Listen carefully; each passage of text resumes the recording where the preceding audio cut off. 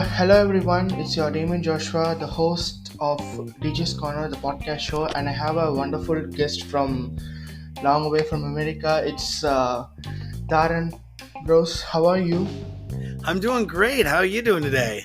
Yeah, I'm also fine. And how's the day been going for you? Because it's I think evening. It is just about evening. It's early evening. It's only about 6 p.m. where I'm at in Seattle, Washington right now, but it's been a busy day. I had a number of interviews and uploading past shows and past sets and always something going on at the DJ sessions. Yeah, okay. So let me ask you a few questions. Can you tell about yourself? Like, what about your show and about you personally, so that my listeners and my followers can know about you more. Sure. My name's Darran Bruce. I've been in the film and television industry for just about 42 years now. 42 And years. I've been Wow. professionally in the industry for about 30 years. I started in public access back in the day, 1992, getting out of high school. I played around with a lot of video gear as a kid, and then found my way into public access, and then a few years later found myself into broadcast television and executive produced shows to NBC and Fox, and then fell into podcasting.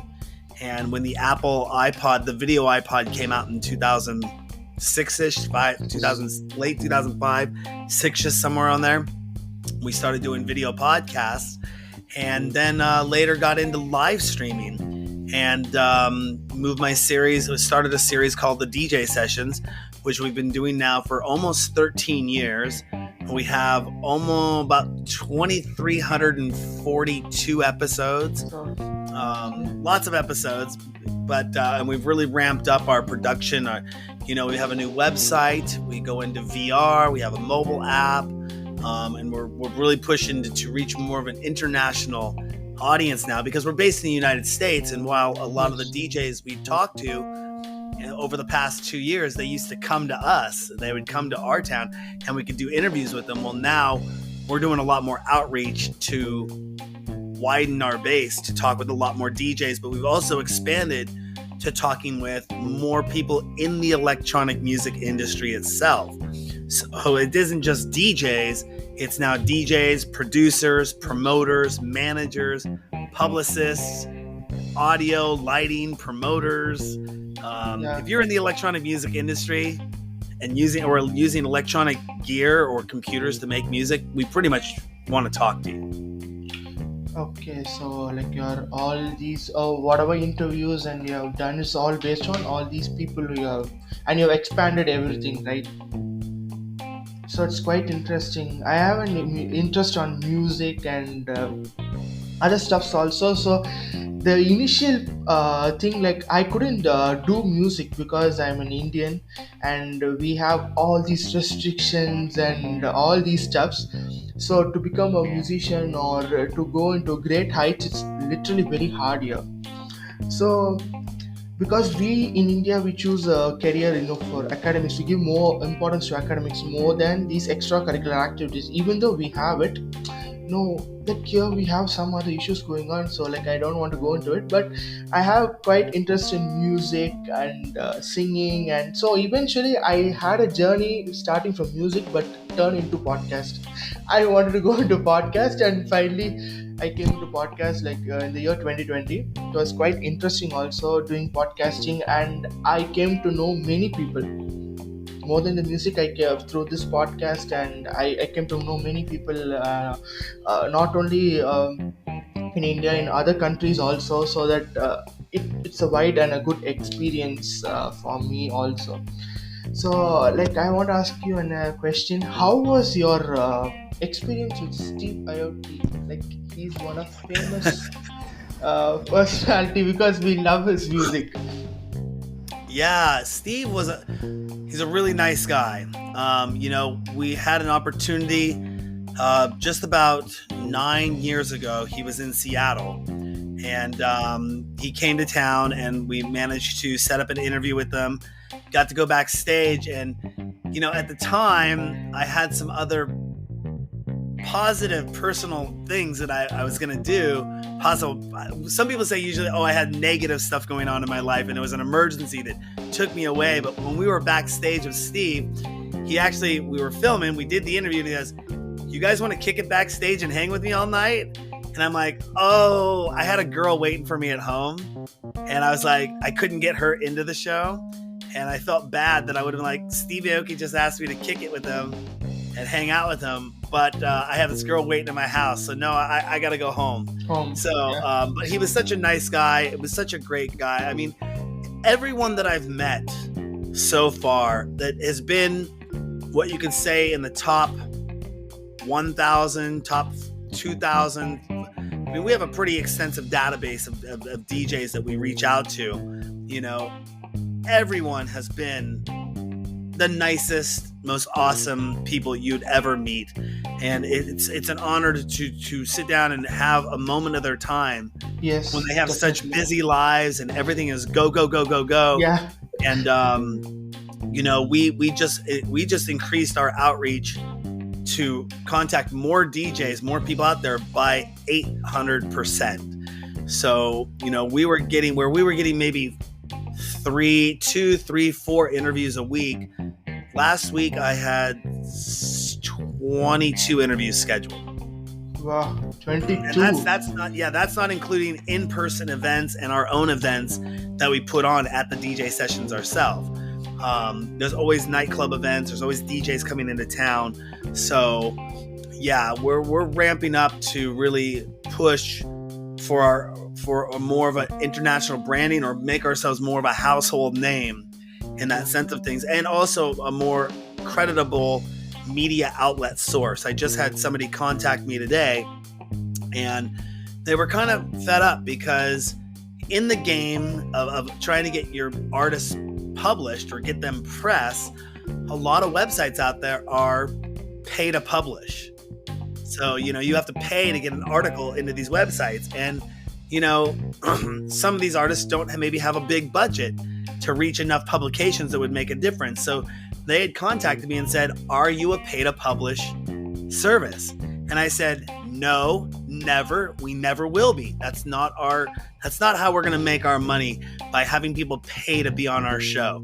Our show is created originally for the independent local artist that maybe didn't have a lot of video gear, didn't know how to live stream, didn't know how to, they might know social media, but they didn't know how to make a video channel. And they would come to us and use our studio, and we promote them. And then we would contact the A-list or the celebrity DJs to come by and appear on the show as well, and kind of make us more notable by having guest appearances and local regularly scheduled content. So now that we're ramping up production, because obviously, like everyone knows in the world, this big thing happened in 2020. Yes. And everyone jumped online. Yeah. And I had been doing online shows, the DJ sessions, for 10 years before that. Actually, about 11 years before that. And when everyone jumped online, I kind of took a step back and said, you know what? I'm going to let everyone jump online, because every other post I saw, whether it was Facebook, Instagram, Twitter, TikTok, whatever it was look at me, look at me, look at me, look at me, look at me. Every single post. And if it wasn't look at me tomorrow. Or if it wasn't look at me tomorrow, look at what I just did. And it was just saturated, so saturated that, and then it wasn't just everyone. It was literally everyone. Everyone. People that never thought about doing a podcast started doing podcasts. Yeah, people that YouTube. Never thought about live streaming started live streaming. I think the podcast market alone, they say, grew by 200 to 300%. Yes. Twitch grew by 200, 300%. And this is what I was saying early on in podcast interviews in 2020. Yes, we may see a 60 to 80% rise in production, and a 60 to 80% rise in consumption of people watching, because everyone's at home. Yeah. But when things start opening back up, you're going to see that go down, and it's going to go down. And that's what happened, because a lot of people they weren't prepared to go online.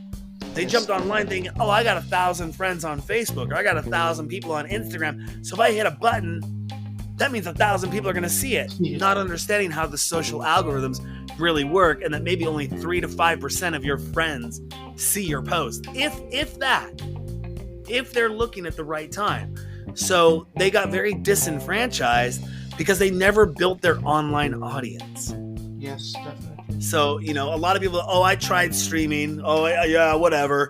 Oh, this is cool. Like, and it's like, look, I've been doing this for 10 years, and that's not, you don't build it like that. And it got nasty out there.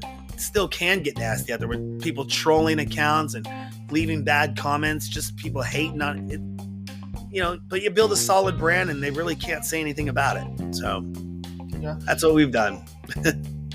So how was your journey for the past 10 years? Because when you came online, like from 11 years, exactly 11 years, like it's on 2010, oh no, I'm sorry, 11, yeah. So from 2011 to 2022, how was your experience? Like the online evolution and It was very interesting at first, especially with a DJ show, because DJs are used to playing in front of crowds. yes, So when you put a DJ in a room and it's just you and the DJ standing in the room, there's no audience to feed off of. And they don't have that audience participation. And it took a while. I had to really direct, like a director, like a film director, or studio director, direct DJ says, don't worry about that. Just look like you're having fun. Make sure, because if you're having fun on the camera, they're going to have fun at home. And you can go back and watch some of these old episodes that I used to be right next to the DJ. The DJ's playing here, and I'm bouncing for 4 hours, dancing up and down, and I'm managing the chat room, and I'm running the show.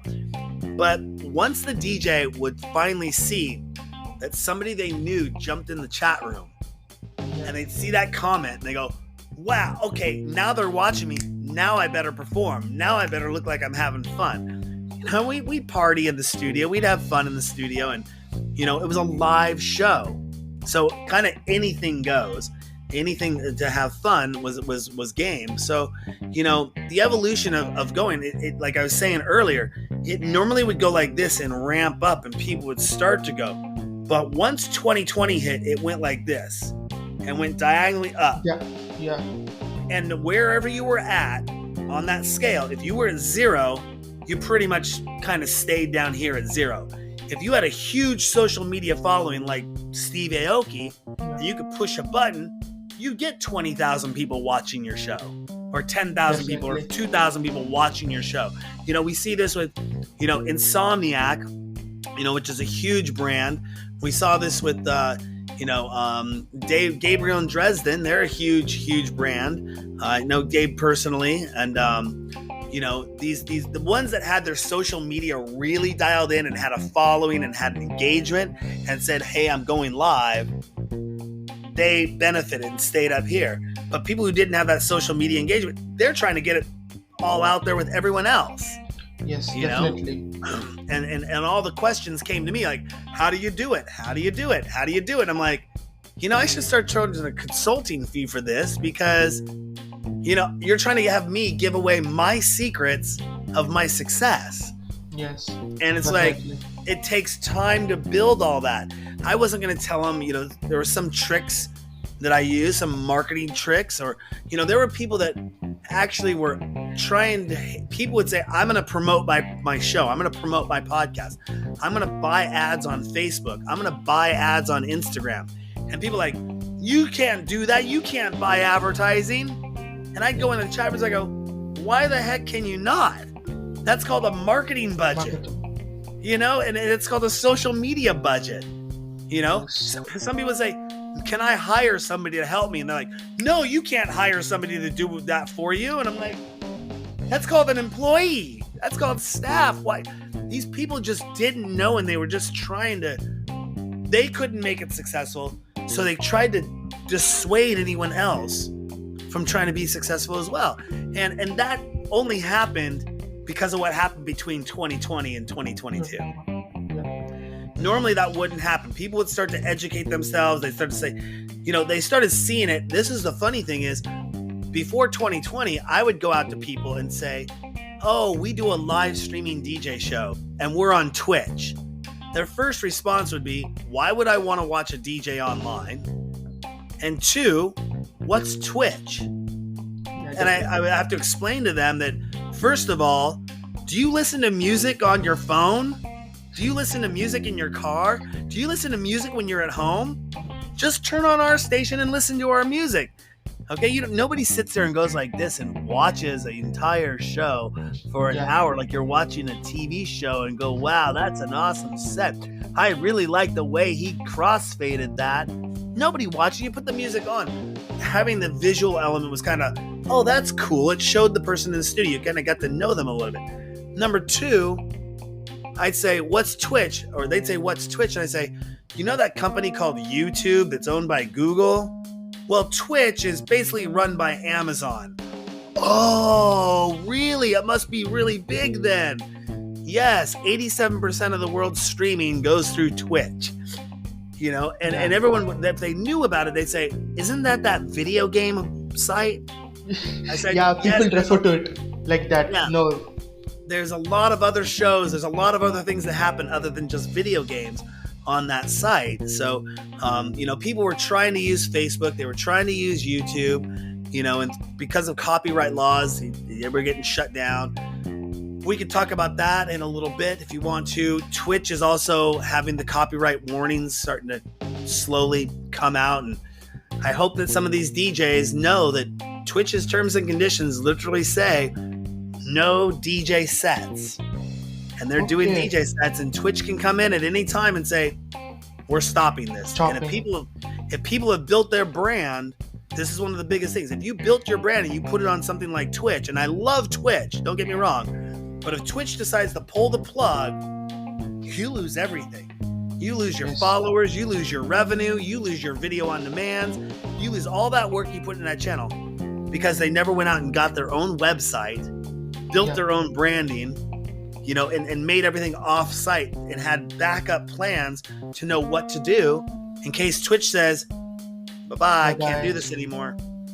And it's coming, I try to tell people, they think I'm being negative about it, but I'm a Twitch partner, so I get emails and things that most people out there in the world don't see. And Twitch is testing active monitoring right now, which basically says we are listening to your stream while it's going. And we can shut this down anytime we want. And if you get a violation, 3 strikes, we can pull your channel.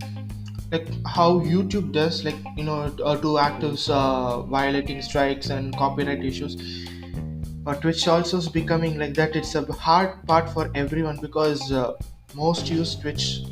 I know Twitch as a gaming, definitely as you said, as a gaming site, because people, they do play games and do all those stuffs, and it's quite new to me also.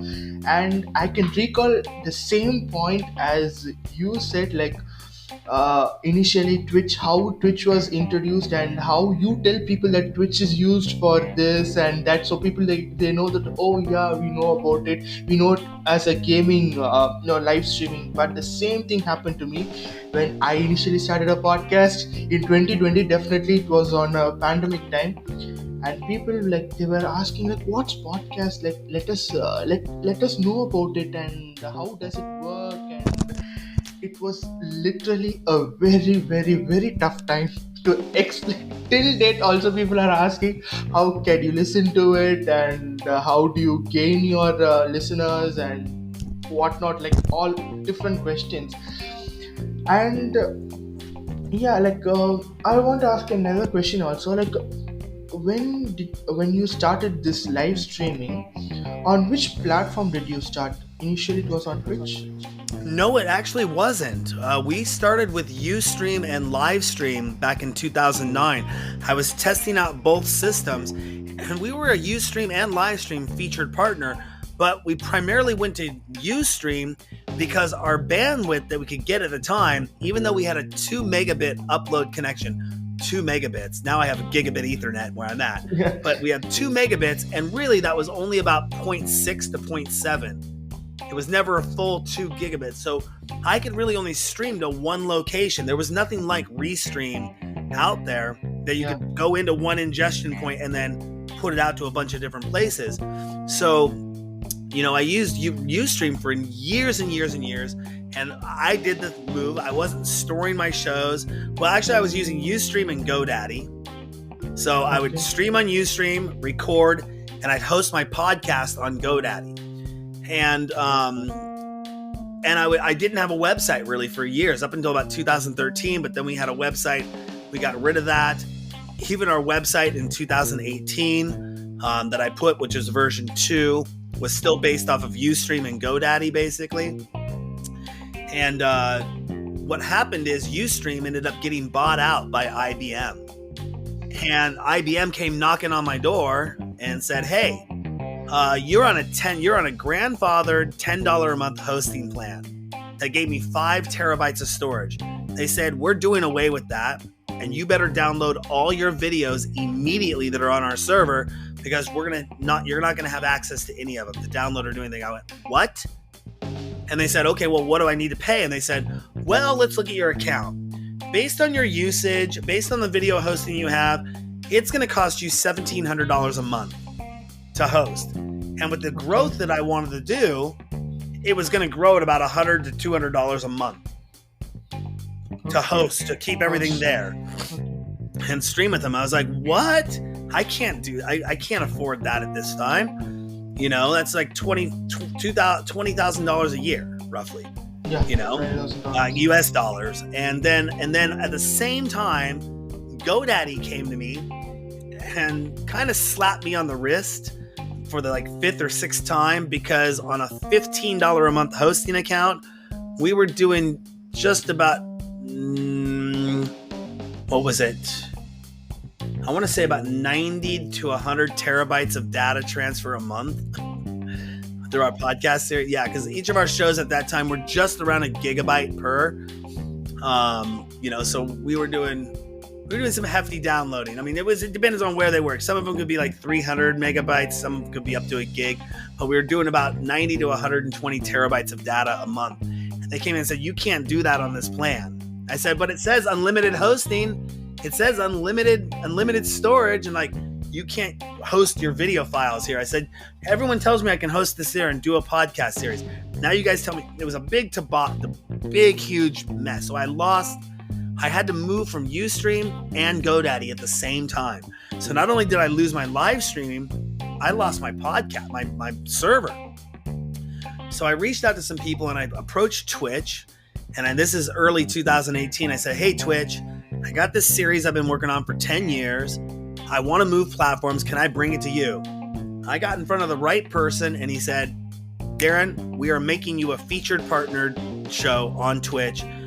We were one of the first ever featured partnered DJ shows on Twitch in 2018. At the same time, I found a new podcasting solution as well, a hosting solution for our servers. And I managed to get everything up and running. But at that time, none of our branding was ready to go. So here we are going to the front page of Twitch, 2,500 viewers watching, the chat room's blowing up March of 2018. But our website was non-existent. Our social media was not dialed in and ready to go. So I kind of kicked back and was working on 2018, getting a new website built, version 2, got that up and running, started doing more streaming, started getting into doing some different events, but I still wasn't fully committed yet to this DJ sessions thing. I was committed, but it wasn't committed. I mean, 2018 is when it started to really get more of like a business, more invested into it. And so went through the summer of 2019. I came into late 2019 and said, you know what? 2020 is going to be our year. We got a website up and running. The servers are going well. We got events coming out. Things are going well. We got resident DJs. And this is going great. And then we were just getting ready to go back to the front page of Twitch. We were in talks January, February 2020. And boom. I call it, from my perspective, I don't look at it as, I don't use the P word. I look at it as like, boom, everyone jumped online. And to me, I went, finally everyone gets what I've been talking about for 10 years.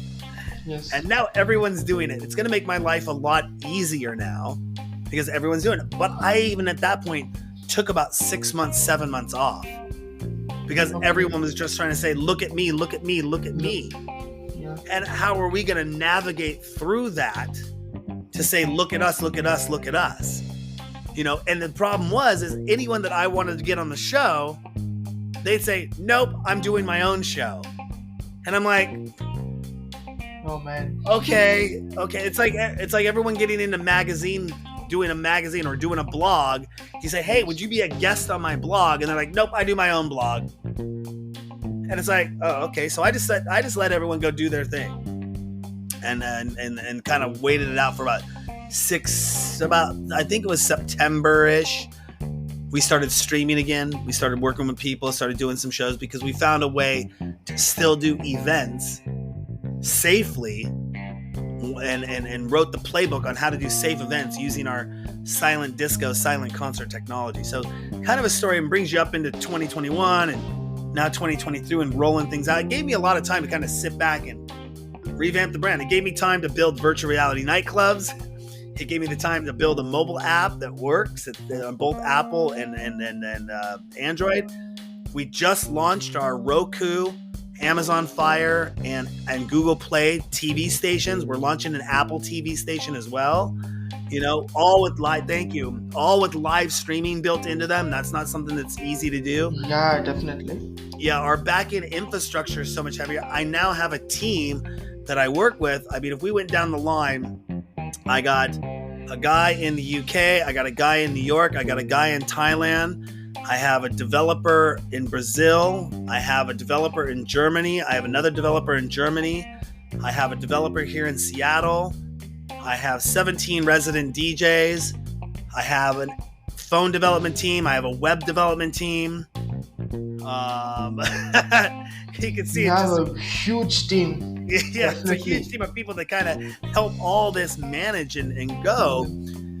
And so, you know, it's because we're really getting ready to push. We're getting ready to launch something later this year. We're partnering with a company, or fingers crossed, we're going to partner with a company and go to what's called Amsterdam Dance Event, or ADE. It's in Amsterdam every year. It's one of the world's largest business music meetups. About 400,000 people for 7 days show up into Amsterdam, and it's all business during the day and party during the night. And we're going there to shake a lot of hands and really launch us into the worldwide market as an international brand, and really shake some hands. And the people we're partnering with that we're looking to partner with there are pretty big. We're actually, fingers crossed, we might even be a ADE partner ourselves this year. And anyone that knows ADE knows how big that is, and being an ADE partner is something pretty darn huge. Yes, definitely. And you have been more inspiring, because by hearing all of your success and everything, it's like literally it has inspired me. And to come to the podcast side, like in late 2005 and early 2006 until now, how is your journey? How was your journey in your podcasting field? You know, it went very well. I came from broadcast television, because before video was on, before YouTube existed, and then this is a very interesting story. There was public access television, and there was broadcast television. You could get a slot. There were only so many slots you could get to air your show on public access. You might get one slot for 26 weeks, but you were on channel 72. You know, put it this way: the broadcast channels, the major channels, 4, 5, 7, 13. You know, those channels. You're on channel 72, way out here. Yeah. There's no advertising for it. People usually go there. They aren't putting any money into this. Okay. You know, when you go to broadcast television, you have to spend a bunch of money. You got to pay for your time slots. You got to pay for your marketing. Probably got to pay for your crew if you want a decent product, you know, and it can get a little expensive, especially when you're an independent company and you're going on at 1:30 in the morning, because that's the only slots that are available. So when I was working for Apple in 2005, I worked for Apple from 2005 to 2007. they came out with the video iPod. And in the stores, I was sitting, I said, I had never thought of podcasting because we were not an audio show. We were a video show. And my producer and I at the time, we were looking at this thing called YouTube. And we saw YouTube, and all we saw was people talking to their cameras. We're like, we're a broadcast television show. We're approved to air on 12 network stations with 8 separate television shows. That YouTube thing that's for people talking to a camera. That's not for us. Yeah, definitely. Right? So what happened almost right as YouTube was coming into play, podcasting, video podcasting came in. And we went into video podcasting. Later on, we started putting videos up to YouTube, but really it was our podcasting that got us there. And I made a couple phone calls when I was working at Apple, and I managed to get our podcast. So the podcast store, right before the video iPod came out, it would just list podcasts. Like you go to a podcast, it just listed them in like a database. Yeah. It was not organized. There was no genres. There was no sections. It was nothing like that. So I called up the guy at Apple and said, hey, is there a way we can get our podcast listed in iTunes? How do we do this? He said, Darran, I can't tell you what's going on, but this is a Tuesday phone call. He says, come back on Thursday. Go look at the iTunes store on Thursday. I said, okay. So Thursday rolls around. I go to work. I pull up iTunes, and the whole iTunes section, podcast section, is now revamped. They got it listed by comedy. They got it listed by music. They got it listed all the different genres. And it was they put the top 50 podcasts in those sections. And you could search for podcasts. It was really cool. Well, lo and behold, we debuted at number 48 in the iTunes store, right as the video iPod came out and as the iTunes section was revamped. We also were in the comedy section for some reason. I don't know why, but we went from position 48 to position 23. We started at 1,000 downloads a week. And at one point we were doing 300,000 downloads a week of our podcast. Wow. Yeah. Amazing. And everyone we were talking to in all of the whole podcast world that were on that page, I reached out to every single one of them and said, how are you monetizing your podcast? How are you making money doing this? Because in television, you have Nielsen ratings, that tell people, it's like a third-party company that samples the market and says, okay, this many 18 to 34-year-olds were watching, this many people were watching. So you can use that number and say, this is the value of my show because we have this many people watching. Well, with podcasting, there was no third-party reporting company. So I could say 300,000 downloads, but I couldn't prove how long somebody watched my show for. I couldn't prove, if they downloaded it, did they watch it? If they did watch it, how long did they watch it for? Who was watching it? Yeah, we couldn't prove any of that data. So it was very hard to monetize the podcast, but we did that for a number of years until I started working for a company in 2007. It was a live streaming company. We live streamed these events, and I got into live streaming. But it wasn't until 2009 that I was at a Winter Music Conference, and I was talking with the DJ, and he said, Darran, I heard about this company called, you're in video production. I heard about this company called Ustream, and they let you stream video. I go, for free? And he goes, yeah, it's for free.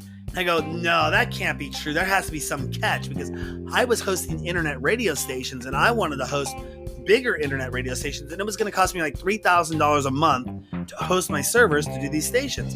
And I was like, it can't be for free. So I come back from Winter Music Conference. This is like February 2009. And I start playing around with Ustream because here's another catch. Everything in the world at that time was still kind of made for Windows. Apple was gaining a foothold in the market, but it wasn't what Apple is today. It wasn't what it was back in 2009. It was getting there, but still I was like, well, maybe it's not going to work on a Mac. Okay, well, let me play with it on a Mac. And I started doing these crazy videos. You can still see these videos on our web. If you go to the djsessions.com today, I think you can type in dialing for dollars and it'll pull up my first videos. If you went all the way back in our library, you'll see some of the first videos I was ever doing on Ustream, testing out the platform in 2009. Not some of my proudest moments, but still it was funny stuff, and I leave it up there because it shows the history of where the DJ sessions went. Yeah, definitely. Like that's a huge evolution from this online platform, because like as me as a 2K kid, like I only know online streaming for the past few years, but you have been through this industry in video production and all these stuff for a very long time. And to come to the podcast also, like as you said, like we had not a gradual growth, like it was a steep high growth, and now it's becoming a huge fall. Like for me also, when I started in 2020, like you told, like people were at home, they were ready to listen, like they were sharing, doing everything, and I had a sudden growth. Like I thought, like I started my show on April 15th, 2020, and by the month of July, August, I crossed 1,000 plays. So like I was like literally like it, like starting it was like okay 4 to 5 plays. Like initially you know you're not going to get 1,000 plays or 10,000 plays or so many downloads, and gradually when I started to post episodes, and when I started to collaborate with my friend, because my friend also started a podcast show at the same time, when we started to do things and people were getting to know about podcasting, and I had a huge growth, and it was like enormous. And like every episode which I dropped, like it was fast, like it was I had so many plays going. And at one point of time, 2021, like last year, when I stopped doing podcasting for a particular reason. I had a health issue because COVID-19. I was also affected of COVID, so I had to stop for at least 3 months. Over. My show was over, literally over. Like it didn't even grow. And when I started to come back normal and I started to post episodes, like obviously there was no growth. It was very hard. And like for the upcoming new beginners, what would be your tip or kind of small tips when they start a podcast? Like what, like from the equipment, from the style or whatever, like you can give a general tip so that they can get absolutely. I think the 3 tips that I could really give would be: 1, know your topic, know what you really want to talk about, and look out there and see if there's other people already talking about that topic. If I'm going to say I want to do a car show, that's pretty broad. Are we going to talk about Ferraris? Are we going to talk about Lamborghinis? Are we going to talk about electric cars? What are we going to talk about? What's our show going to? And get your niche down and find out who else is doing that in that world. Find your niche. And then find people that are experts in that niche to reach out and talk to. Okay. Because that's gonna help your show really grow. And really, like, if you get on camera and you're just talking away, that's one thing. Have some bullet points. Say, hey, on today's show, we're going to talk about 1, 2, and 3. And if you know how long you want your show to be, say, we're going to talk for 5 minutes. We're going to talk about this for 5 minutes. We're going to talk about this for 5 minutes. Your show format. So know your show information, research and know your content, and deliver it clear and concise. Yeah. The next best thing for a podcaster to do is pick the day of the week. Pick your what is called your deliverable, or your the word is slipping my mind right now. But basically, your frequency. How many times are you going to do this podcast a week or a month? Probably once a month you aren't going to get a lot of following. Most podcasters are generally at about once per week or once every 2 weeks to build a following up. Depending on the length of their show, what their time frame is and everything. But really, once a week is a pretty good thing. Once you know that your frequency, what that's going to be, stick to it. Consistency is key. And this means you got to find out what day of the week works best for you or your audience and say, hey, you know what? I think this works best on Thursdays So I'm going to release it every Thursday. Just regurgitate that all the time. You don't release on Monday, you don't release on Tuesday, you don't release on Saturday. Every Thursday, I got a new show coming out. And then you make sure that's in your social media. That's in your marketing. You're telling everyone, every Thursday, new show. Every Thursday, new show. When you're talking to somebody and you say, hey, don't forget, every Thursday, there's a new show coming out. That's going to be the three things. So basically, know what you're wanting to talk about.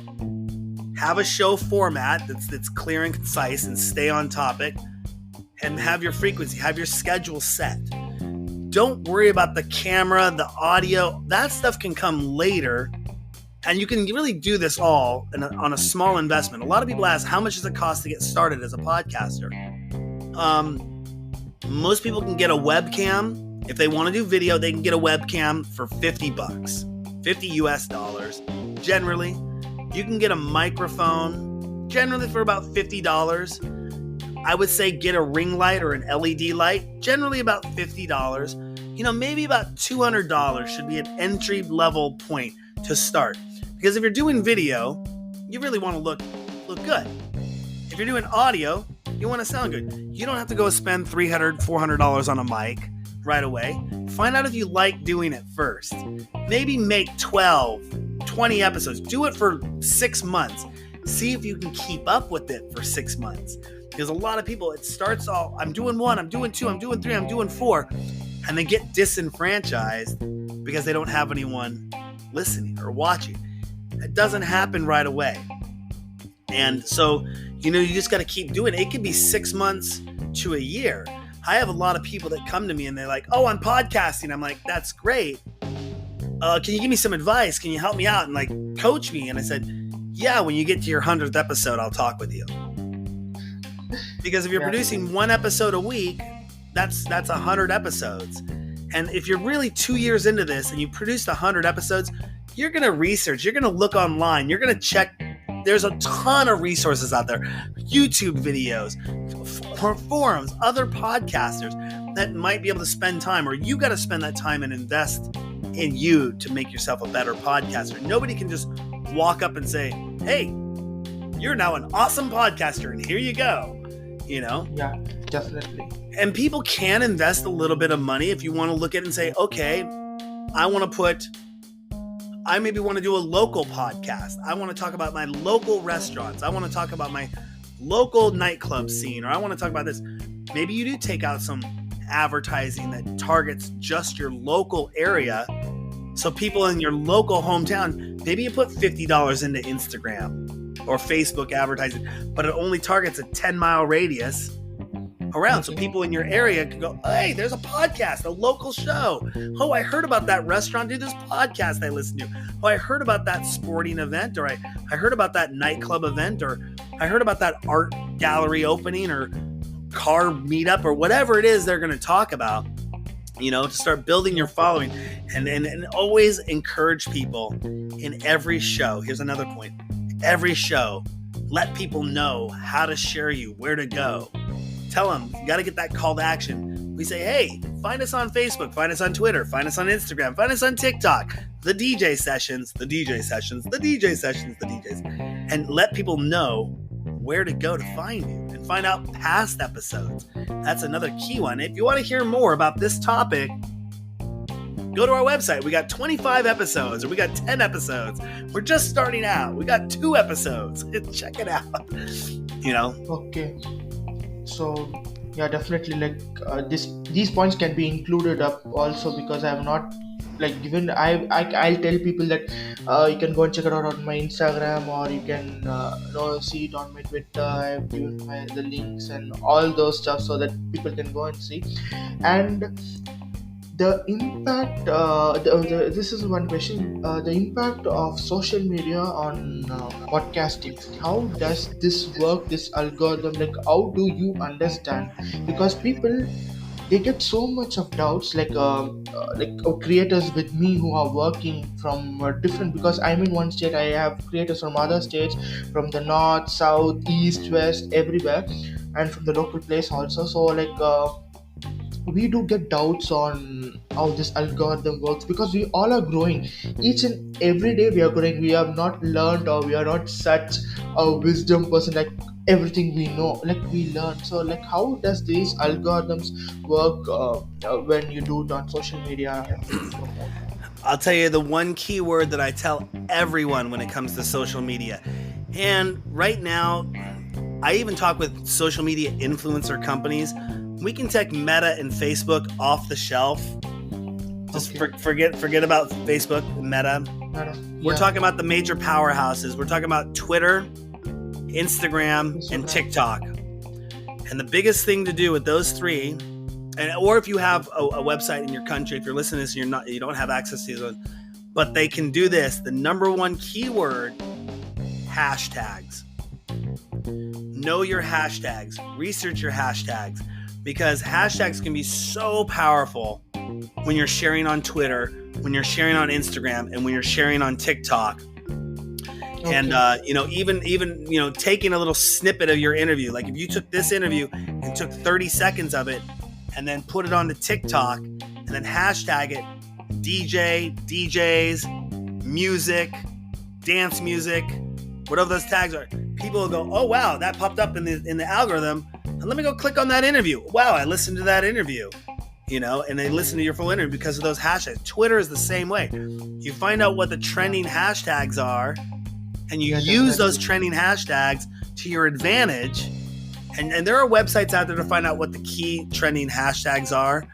For it, like you put in a keyword, and it'll pull up the trending hashtags. Yes. That keyword. And I think that's a very, very powerful tool that's very underutilized. And some people say, I don't like using hashtags. Well, I guess you don't like marketing your show. I guess you don't like marketing and like I used to tell people the power of Twitter. You could have 0 followers on Twitter, but you could use the hashtag and put up hashtag President of the United States. And then all of a sudden, 1 million people could see that tweet that you did because of the hashtag. And then everyone goes, wow, that's relevant information. That's a relevant link. Next thing you know, you have 10,000 people follow you. I mean, that's unrealistic. But the point is, you can get in front of people that are following those hashtags, that are signed up for those hashtags. You just got to know what the right ones are to use. Yes, so, definitely. Social media is still very powerful. The TikTok just surpassed Google as the most downloaded website in the world that people go to in the world.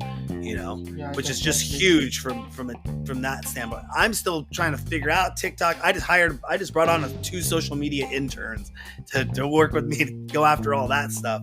So, but hashtags are going to be key. And again, stay consistent with your social media. If you're posting, don't always make it, look at my podcast, look at my podcast, look at my podcast. Post other information. Like if you're doing a show on cars, maybe it's like, oh, look at this new car that came out. Look at this new car that came out. Look at this new car that came out, and check out my podcast. Okay.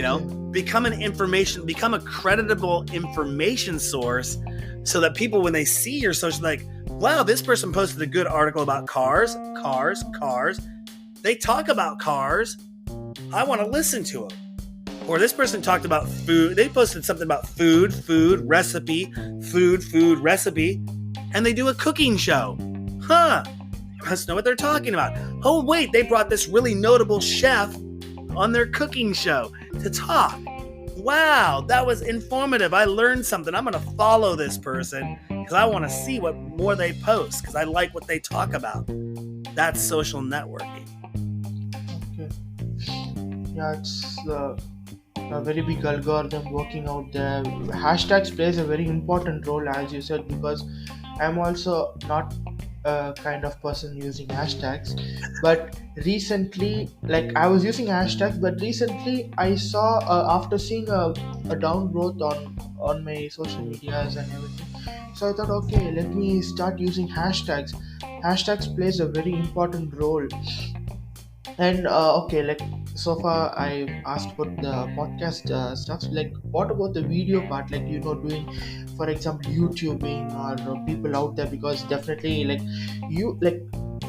before this, the 2020, like there were YouTubers, there were content creators, like it was okay. But now, like you said, like literally everyone's using YouTube, literally everyone's doing YouTubing and podcasting. And what are the few steps or few easy startups for doing a YouTube as for Well, you? I host with a company that then I take that link, that podcast link, and I put it out to 50 different companies.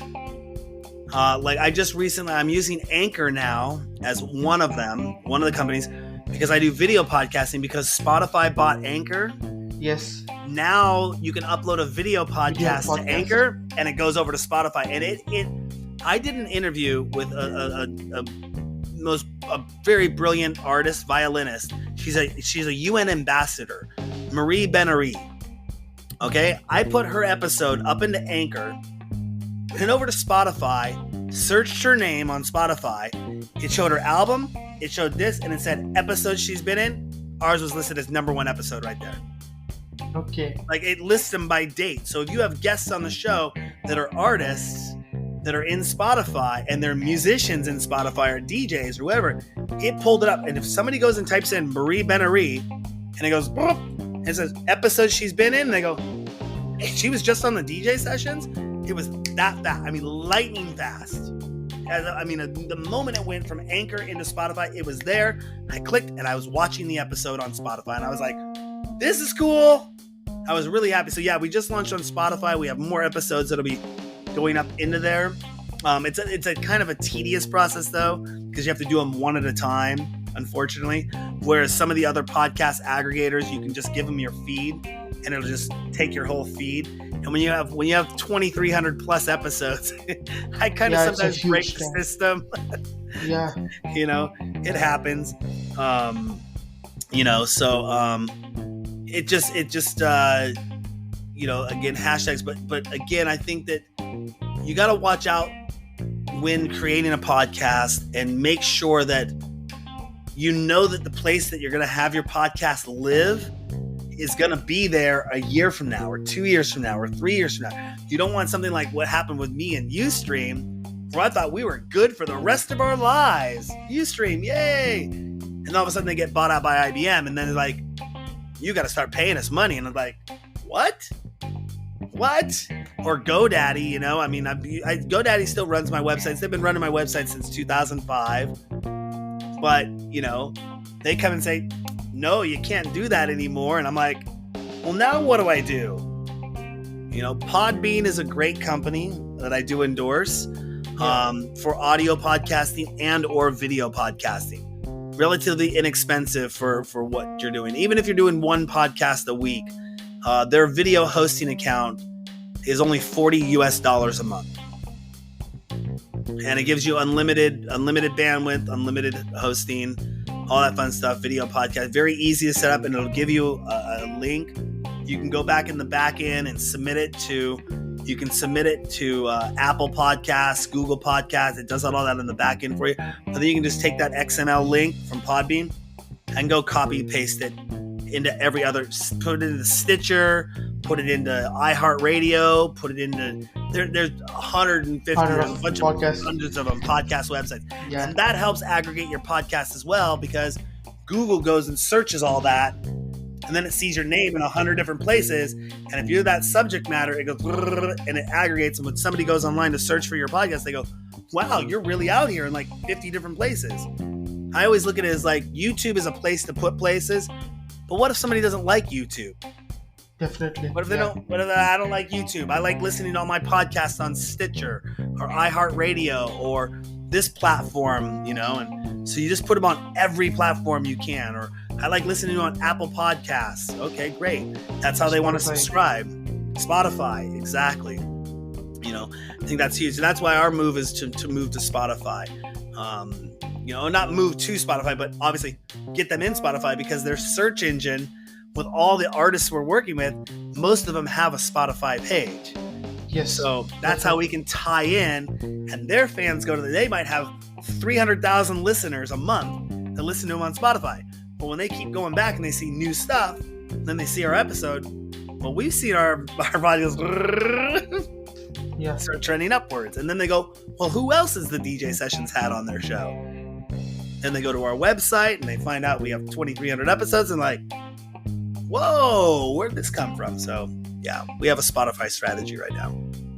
From episode 1 to 2,300 plus episodes, how was your journey? Because it's an enormous 13-year journey, and I'm literally inspired, like a person doing so much of episodes, so much of interviews with all these DJs. And I know it's a very tough journey initially, but on the day you get used to it, you know how to approach people.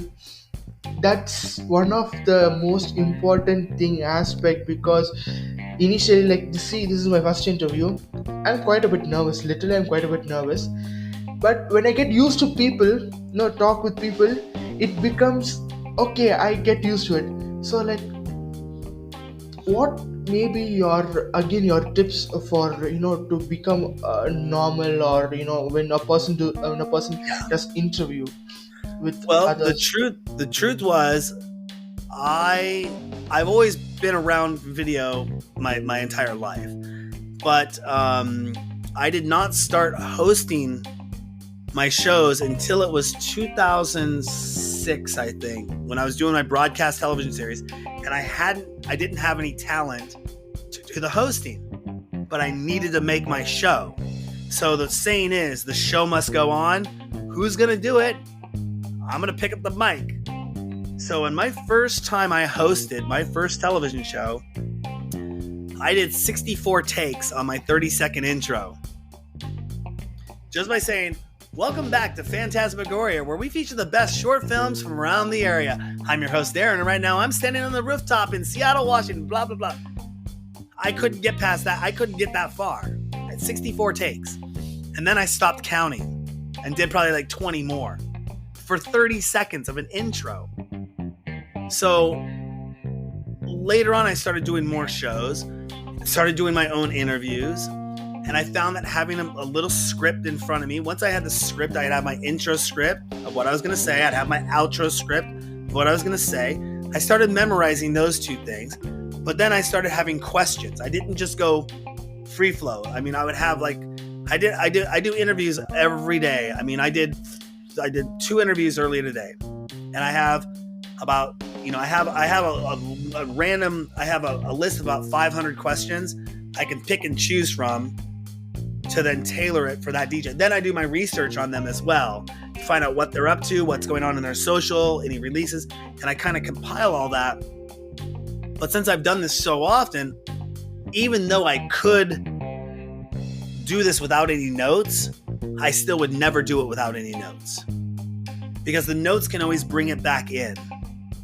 Now, the crazy thing is, I might have 10 questions, and I might ask them question 1, and they might answer something, but how they answer it, it might go to question number 8. Yeah. Now I'm like, oh, now I'm on question number 8. So I got to go into question number 8 and then figure out how to bring it back up to question number 2. Yes. And then that's a dynamic that can go very weird. And it depends, because I deal with people from all over the world. I mean, yesterday I was interviewing Lady Walks, and she's in St. Petersburg, but she's from Germany. I'm interviewing MJ Cole, and he's in the UK. And I was interviewing the brothers today, and you never know how talkative they're gonna be. So if I come in and say, hey, so tell us about your album and how it got started. Well, we're in the studio, we just finished it, and it's pretty good. And I'm like, this is supposed to go for an hour, and you just gave me a 10-second answer? What am I supposed to do now? So you got to kind of kill some time, kind of make up time, and just have things you can pull out that can go, what are going to be some topics of conversation we can really talk on, And I'm lucky that I schedule an hour for each interview that I do. But if I'm not feeling it and it's only going half an hour, well, then I'll cut it off. I'll get my questions in, but I'll cut it off. I won't try to press it, because it's what they call, when you're in comedy, a tough crowd, And it just depends. Like MJ Cole, we went completely off topic in our interview, and I started talking about gear, and I went off camera to go grab some gear and bring it on camera and start talking about different gear to use and all this stuff. And I'm like, wait a second, this isn't in my line of questioning. This is nothing new. And I go, now let's get back to the episode and start talking about this again. What we were talking about. So practice makes perfect. Get it. Listen to other podcasters. See how they do their intro. See how do they mid-show break. See how they do their outro. Write yourself a script. I mean, you should be saying at least, like, I'll go this. Hey everyone, welcome back to the DJ Sessions, where we feature the best DJs from around the world. I'm your host, Darran, and right now I'm sitting in the virtual studios in Seattle, Washington, and coming in on the other end from all the way around the world is so-and-so. So-and-so, how's it going today? Yeah. I've done that 1,000 times, Definitely. And that's as easy as it can be. And then my outro would be, all right, well, don't forget to go to our website, thedjsessions.com. Find us on Facebook, find us on Twitter, find us on Instagram, find us on TikTok. We're out there, the DJ Sessions, thedjsessions.com. You can find us. Just type it into your computer, thedjsessions.com. That's where you're going to find all of our past episodes, all of our current episodes, our live streams, news feeds, our store, our contest. Everything is at thedjsessions.com. And remember, on the DJ Sessions, the music never stops. And that's my outro. Yeah. Perfect. But I don't do it every time. I don't do it the same way every time. Yeah. Definitely. It just depends. But I at least get the information in there. And it can be helpful if you just have a notepad right above your camera or right here. Even if you have to pick up your phone and be like, okay, cool. I mean, if you're doing a podcast, you're doing a video podcast, it probably isn't good to be like, okay, well, here we are today. Yeah. I usually separate the screen half and half, and I'll have the podcast, the screen up here halfway up here, and then bottom here I'll have my notes.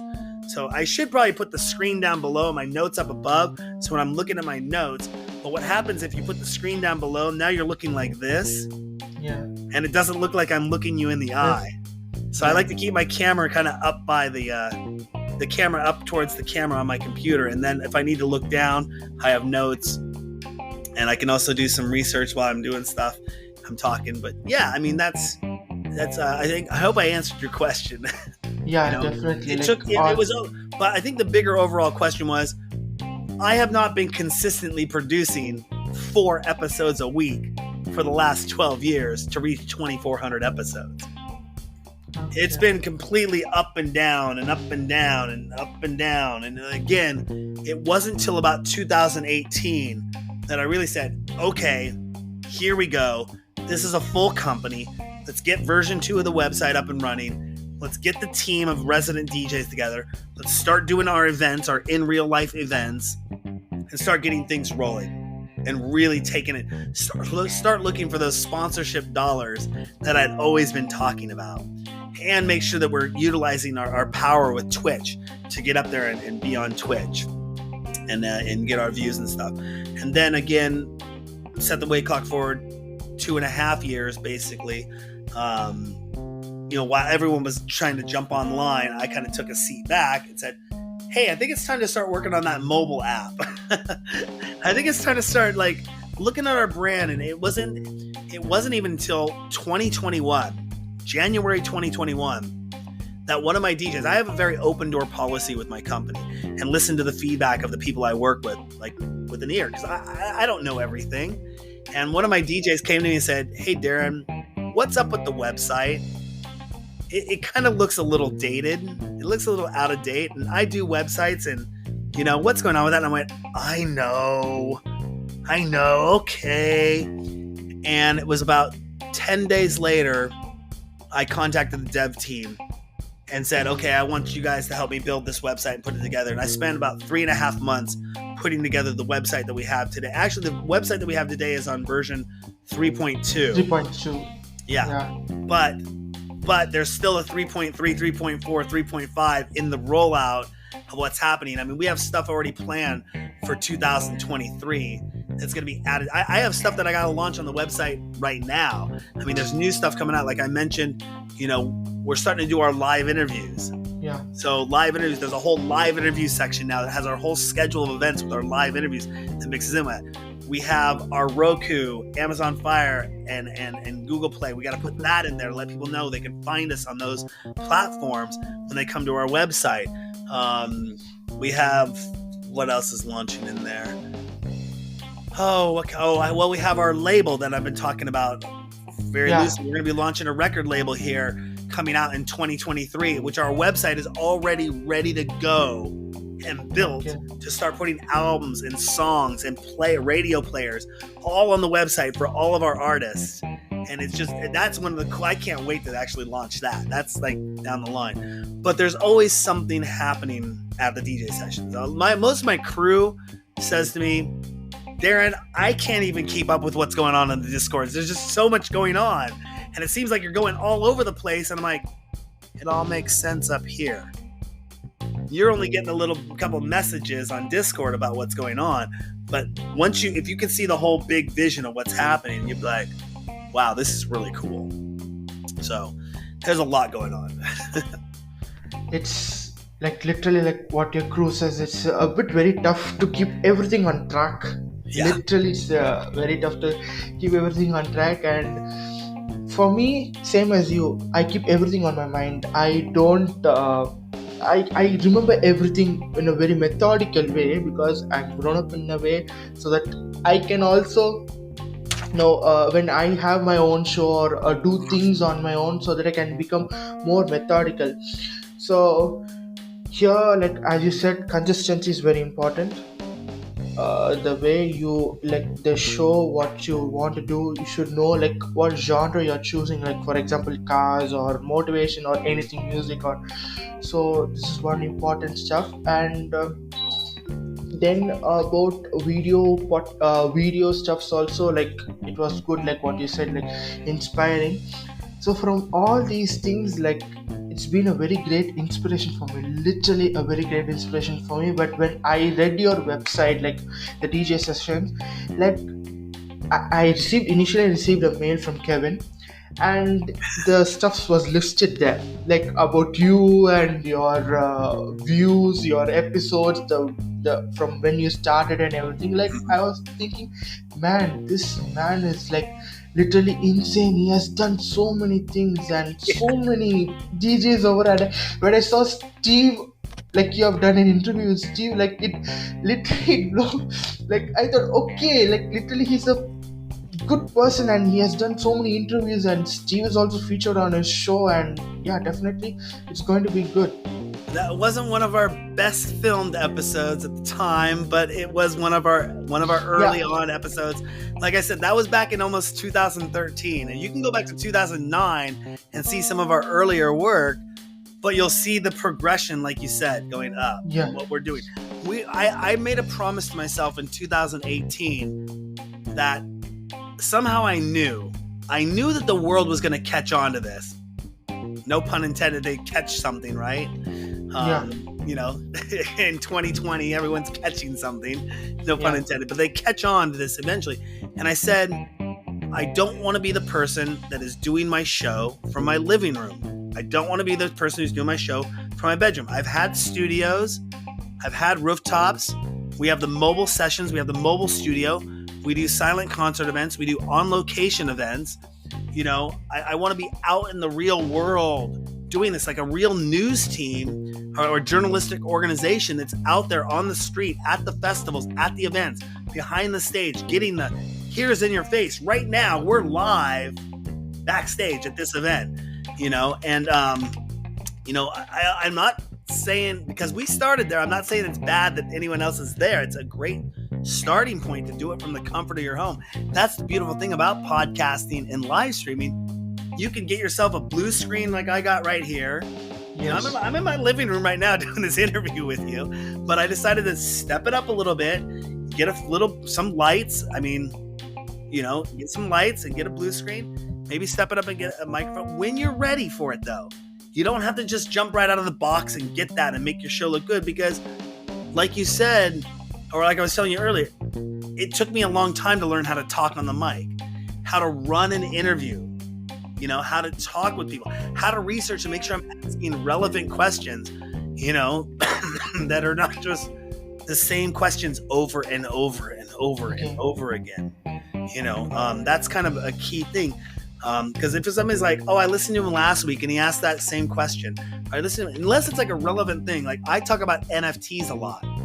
I ask every artist that comes on the show 2 questions, two questions every show. Have you done anything in virtual reality? And are you thinking about it? And what do you think about NFTs? Because virtual reality is the next level. It is to what websites were in 1995. It is the next branding medium. To what social media was after websites. If you're not looking, if I'm talking to a person and I say, what are you doing in your VR environment? What are you doing for VR right now? And they go, nothing. See you later in 5 years. There's people that are going to they're going to build in VR. They're going to talk. They're going to get a following. They're going to get a huge following in VR that is priceless. And they're going to take those people wherever they go because they're going to tell them, go to my VR land, just like you say, go to my website or go to my social media. Go here, and that'll be a virtual website, a virtual playground that people can actually network and interact. And it's not just us talking in a forum or chatting online, going post after post after post. I could be in there with my headset on and be like, hey, how's it going tonight? It's good to see you here again. Hey, let's go over here and listen to this music. Did you see the article they posted? Wow, look at this. Want to go sit in the hot tub? Okay, let's go fly. Whee! Whatever they want to do in VR. And if people aren't having that VR discussion, I'm thinking I like to be a first mover in a new technology. And we're even talking about AR discussions, which is way out there. But that being said, I could talk a million miles a year about my brand. And I've had a great time with you on the show here. So Yeah, definitely. yeah. Yes, it was a very good time for me also to have a person like you, a person with inspiration, with everything. Like again and again, I'm saying, because literally I'm inspired. I've seen many content creators, I've seen many podcasters, but the amount of inspiration, the amount of energy you give in the way you talk, like it's inspiring. Like this is just one word for me: inspiring. And I'm so happy that I have a person on my show today like you. Now talking about every aspect, like whatever questions I have asked, you have spoken about podcasting, video, your DJs, your collaborations, your interviews with everyone. Like it's literally fantastic. Well, And I so was going to say, one of the things that I always started out and this goes back to my broadcast television days, and I still hold that true, almost true to this day, was that I was always going to give 98% of the information I had away. If somebody came to me and they had a question, how do I do this? How do I do this? Where do I go to do this? 98% of that information was going to be given freely because I found it for free. I just did some research and I'm helping out another podcaster. I'm helping out another video producer. I'm helping somebody out. In 2020, I kind of took that down to 97%. Just because I realized, wait a second, I'm helping out a lot of competitors here now. And these were a lot of people that were DJs coming to me for advice. And producers, I'm like, wait a second, I'm supposed to be the live streaming DJ guy, and I'm giving you advice how to do your own show? If you do your own show, you're not going to want to work with me. And how do I contain a monopoly, or how do I contain something on top of that? And it's great. There's certain things I won't give away. Like I have contacts, I have a database, I have some tricks that I do for marketing, things I do, but I'm not going to give those secrets away. But if somebody wants to know what kind of camera, or what do I do for audio, or, is there a good book that I can read, or, what's a tip or trick, write a script, I'm always willing to give that kind of helpful tip and insight to somebody, yeah, definitely. Everybody has their own secrets how they do, because if we reveal everything, then like as you said, like I'll be helping someone to grow, my competitor. Obviously it's going to be like that. Exactly. So I had a great time talking with you about all this, and hopefully you can maybe do a follow-up with me in a few months, see where things are at. Yeah, definitely. I'll do it, because now I'm currently at India. So it's in India, but next month this time, by next month this time I'll be in Norway. So in it's Norway? yeah, Oh, wow. How long are you going to be there for? permanently because I'm going to study Okay. and continue because I have my relatives there. So I'll be there in Norway. Well, Norway is not too far from Amsterdam, is Yeah, it? definitely. I, Yeah, I would see if you can get to Amsterdam and see if you can't get an ADE in October. October. Okay. Yeah, Yeah, look it up. I'll Amsterdam Dance Event, ADE. KD. Okay, because yeah, Norway is literally it's close to Amsterdam. So I'll be in Norway by next month. This time, I'll have a whole new environment, a very different environment than here currently in India. So definitely, Awesome. I'll make it a point, or I'll let you know that I'll be coming to the AD there in Amsterdam. We'll stay in touch. You know what our website is, thedjsessions.com. Yeah, Follow us on the definitely. socials. So, yeah, absolutely. So okay, like it was a very good time interviewing you, and all the questions were correctly answered. I already had very few questions because these were the common questions asked to me as a creator, so that people who are listening to my show currently now, who are following me on my podcast show, they would have got the correct answer. So guys, so this is Damian Joshua signing off from this particular episode, and Darren from here. And you know, I'm on all Instagram, Twitter. You can follow me up there, and your DJ's sessions also is there, and he has given you the website, so you're always free to visit his website. And okay, guys, see you, Darren. Good night. Thank you very much for having me. Bye. Yeah, bye, bye, bye, Bye, bye, Damian. bye.